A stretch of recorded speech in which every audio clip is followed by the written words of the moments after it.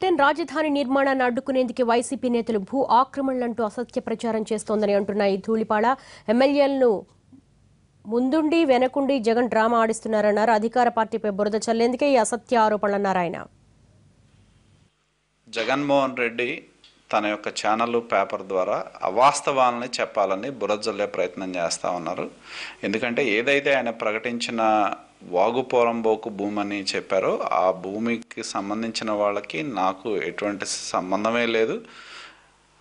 కావాలని చెప్పి అది ప్రభుత్వ వాళ్ళు ఏదైతే కొనుక్కున్నారో కొనుక్కున్న భూమిని తీసుకొచ్చి వాగుపోరంబోగ్గా తప్పుడు వార్తలు ప్రచురించి వాళ్ళకి నాకు సంబంధాన్ని అంటగట్టి ఇదేదో నేను పెదకాకాని ప్రాంతంలో 50 ఎకరాలు నాకు నా అనుచరులకు ఉన్నాయనే ఒక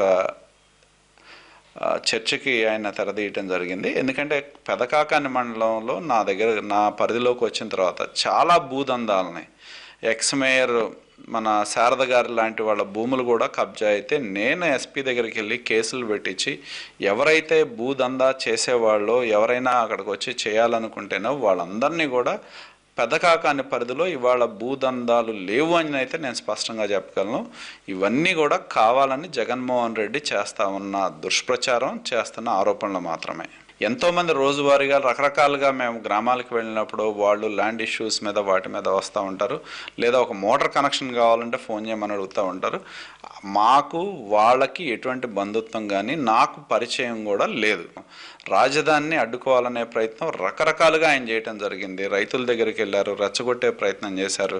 తన అనుచరుల ద్వారా ఇవాళ కోర్టులో కేసులు వేస్తూ ఉన్నారు. ఎట్టి పరిస్థితుల్లో ఇక్కడ రాజధాని నిర్మాణం జరగకూడదు అనే ఆలోచనతోనే జగన్మోహన్ రెడ్డి ఉన్నాడు. ఇంతవరకు ప్రతిపక్ష నాయకుడిగా జగన్మోహన్ రెడ్డి నేను రాజధానికి అనుకూలం అనే మాట ఈ రోజు వరకు కూడా ఆయన నోరు తెరిచి చెప్పిన నేపథ్యం లేదు. కాబట్టి ఇక్కడ